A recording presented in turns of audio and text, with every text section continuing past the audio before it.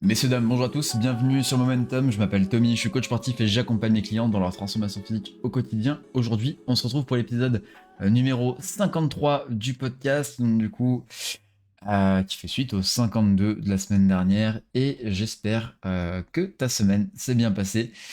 Du coup, dans l'idée, aujourd'hui, au niveau du podcast, on va voir pourquoi quand tu t'entraînes, quand tu manges plutôt bien, que tu es régulier, mais que tu as un petit problème, c'est que rien ne bouge vraiment. L'objectif de l'épisode, tu vas comprendre rapidement, on va essayer de comprendre pourquoi on peut stagner, déjà dans un premier temps, et surtout quand on a l'impression de faire les choses bien. Aujourd'hui, je vais essayer de te faire comprendre pourquoi faire correctement va pas forcément toujours suffire pour te faire progresser. Le premier point évident, c'est que tu es devenu confortable dans ta routine, c'est-à-dire que au début, tout simplement, tu avais une progression qui était rapide. Tu étais dans une phase où vraiment tu voyais des résultats qui arrivaient au bout de plusieurs semaines. Des charges qui montaient plus vite, des kilos pris, des tours de bras qui ont été augmentés. Mais, et à côté de ça, des nouvelles sensations, forcément, tu as découvert des objectifs, enfin, des exercices, des nouvelles façons de faire, enfin, des nouvelles techniques d'entraînement, d'intensification. Et tu remarquais une adaptation force de ton corps, une adhérence à ce programme. Et donc, du coup, comme je te le disais, une visibilité, enfin une vision de progrès rapide. À côté de ça, bah, ce qui s'est passé, c'est que tu as gardé, excuse-moi pour cette vibration, tu as gardé les mêmes charges, les mêmes allures, les mêmes séances. Au final, bah, t'as plus vraiment de nouveaux stimulus, ton corps ne s'adapte plus, et donc du coup, à cause de ça, t'as plus de progression. Donc, je te parlais de même charge d'entraînement, de mêmes allures. Concrètement, toujours courir à la même vitesse va être un problème, toujours courir à la même distance va être un problème. À côté de ça, niveau musculation, toujours s'arrêter à la même charge. Typiquement, tu es sur un squat, tu n'as jamais dépassé les 60 kg, tu n'as jamais essayé de passer à 62,5, ne serait-ce que ça. Et bah du coup, tu restes sur un plafond de verre que tu ne peux pas briser étant donné que tu t'en donnes pas les moyens. Et au final, ne jamais chercher à faire un petit peu plus va être la première problématique que tu vas rencontrer qui va te bloquer pour avoir des résultats conséquents finalement, ou même juste avoir des résultats. Concrètement, il va falloir que tu comprennes que ton confort va t'entretenir, mais par contre, jamais il ne te transformera. Alors, la deuxième chose, c'est que tu manques de progression mesurable. Concrètement, tu veux progresser, comme je te le disais, mais encore une fois, tu n'as pas les outils de mesure nécessaires, des choses qui vont être relativement factuelles, et au final, tu vas uniquement t'entraîner au feeling, comme beaucoup font dans les salles de sport, sans indicateurs. Quels indicateurs concrètement? Tu ne vas pas mettre en place une surcharge progressive. Ça fait des années qu'on te le répète, ça fait des années que tu l'entends sur toutes les chaînes hein, qui s'orientent un petit peu au niveau du fitness et de la musculation, mais tu n'as pas cette fameuse surcharge progressive. On l'explique encore une fois, c'est le fait d'augmenter son volume de travail, son intensité de travail, que ce soit par le nombre de répétitions, la charge, le nombre de séries, réduire le temps de repos. En tout cas, ça va être augmenter la difficulté de ton entraînement. Et ça, tu ne le fais pas. Malheureusement, bon, du coup, forcément, s'il n'y a pas de surcharge, il n'y a pas de progression. À côté de ça, tu vas pas avoir de repères clairs. Concrètement, tu pourrais prendre en charge enfin, en repère de base, ton poids, des mensurations, comme on le disait avant, des performances sur des tests, que ce soit des tests de force, des tests d'endurance, des tests de mobilité. Il y a énormément de choses, énormément de facteurs sur lesquels t'appuyer qui vont pouvoir te permettre de mesurer ton point de départ et au final mesurer ta progression. Et la troisième chose, justement, vu que tu n'as pas ces facteurs de base, tu manques d'ajustement. Concrètement, tu saurais que tu aurais un déficit sur tes quadriceps sur un squat, tu pourrais bosser tes quadriceps sur ton squat. Et du coup augmenter ton squat. Et au final, t'as pas cette prise d'information, donc du coup tu peux pas faire la réaction et donc les ajustements nécessaires pour augmenter tout ça. Voilà. Concrètement, si je peux te donner un petit conseil, il y a quelques questions que tu peux te poser pour essayer d'améliorer un petit peu tout ça. C'est par exemple, est-ce que tu notes tes charges? Concrètement, il va falloir que tu aies un petit carnet ou une petite application, un bloc-notes, n'importe quoi, qui va te permettre de suivre ta progression sur tes exercices, que ça soit nombre de répétitions, séries et charges. À côté de ça, est-ce que tu suis ton volume? C'est-à-dire, est-ce que tu as un volume suffisant ou pas trop supérieur à ce que tu es censé faire à la semaine? Est-ce que tu fais suffisamment de séries? Est-ce que tu fais suffisamment d'exercices par rapport à ton objectif et par rapport aux standards tout simplement pour progresser en musculation? Et la dernière et la plus importante, est-ce que tu as un objectif clair concrètement? Si ton objectif c'est juste de te remettre en forme, je te conseille d'essayer de serrer un petit peu plus la vis, de chercher à trouver un truc un poil plus précis, par exemple te dire j'ai envie de perdre 3 kilos en 6 mois, essayer de te dire j'ai envie de redescendre de 2 tailles de pantalon en X semaines. Essaye toujours d'avoir des objectifs qui sont quantifiables dans le temps comme dans l'ordre de grandeur dans lequel tu veux aller.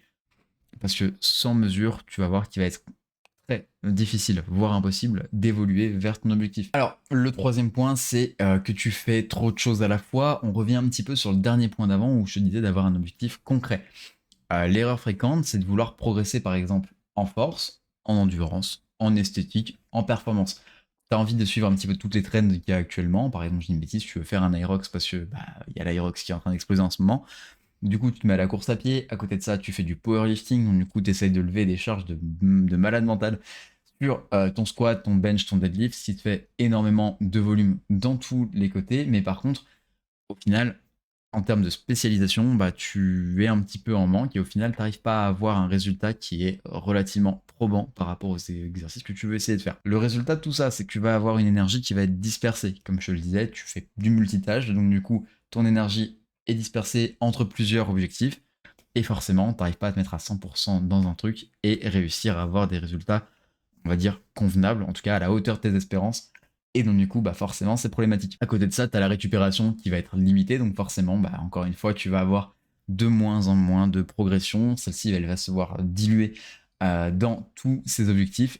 Et du coup, ça risque d'être compliqué pour la suite. Concrètement, si tu veux progresser dans une discipline, ça va te demander de la priorisation. Donc du coup, il va falloir que tu choisisses un petit peu, essayer de au moins à hiérarchiser tout ça. Par exemple, si ton objectif c'est de courir un 10 km, en gardant un maximum de masse musculaire, et apprends à courir, va faire tes séances de course et essaie de garder du renfort à côté.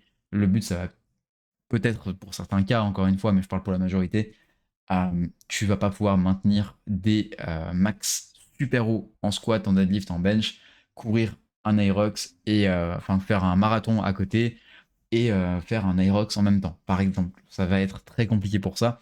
Donc du coup, moi je te conseille encore une fois de prioriser et derrière d'avoir énormément de clarté par rapport à tes objectifs et de la cohérence, forcément, parce que sinon la progression va être relativement réduite. Alors, on a déjà fait des épisodes qui sont relativement ciblés sur ça, mais le quatrième point, ça va être le manque de récupération. Donc du coup, parfois le problème, tu l'as compris, ça va pas être l'entraînement, parce que tu t'entraînes comme un fou, tu t'entraînes très bien, de manière très intelligente, avec le bon volume, les bonnes charges, la surcharge progressive qui est appliquée. Tu t'échauffes, tu fais vraiment tout bien comme il faut.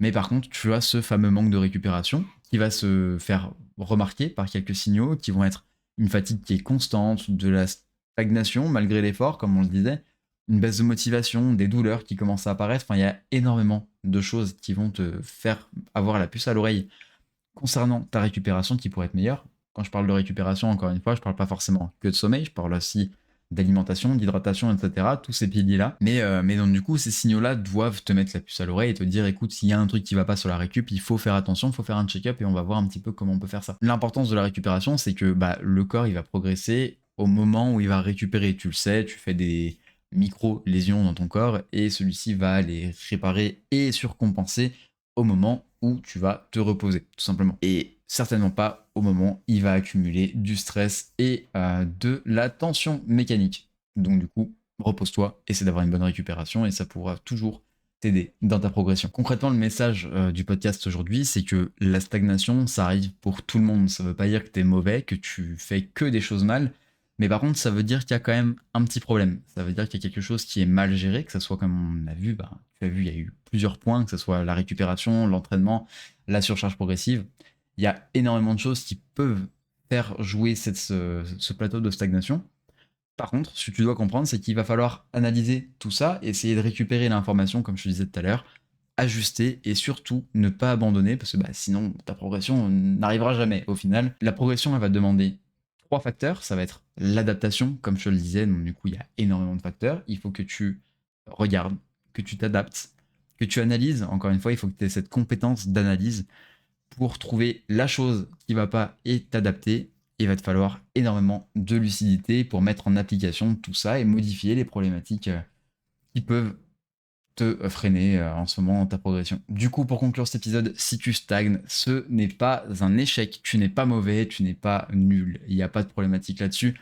Il faut vraiment que tu prennes ceci comme ce que c'est-à-dire une information que tu vas devoir utiliser, comme je te disais, pour adapter et essayer de résoudre le problème, tout simplement. Chaque problème a une solution, à toi de la trouver. fais-toi encadrer par un pro, essaie de te former tout simplement à côté de ça. Pose-toi les bonnes questions, ajuste et essaye de continuer et je te jure que finalement tu en verras les résultats. Cet épisode il t'a aidé à comprendre un peu plus la stagnation, tu peux le partager à quelqu'un qui se pose exactement les mêmes questions que toi. Tu peux t'abonner, noter le podcast, laisser un petit commentaire ou un like, ça m'aide énormément à me faire connaître et à faire valoir mon travail sur ce podcast. À côté de ça, j'ouvre encore une fois quelques places de coaching, donc en présentiel et à distance. C'est sur mon site tmcoaching.fr. Je te laisse voir le lien. Il y a toutes les offres qui sont expliquées et surtout l'onglet contact pour qu'on prenne un petit rendez-vous et qu'on discute ensemble de ton projet. Si jamais on se retrouve dimanche prochain, 18h. C'était Tommy. Je te dis à la semaine prochaine. Salut!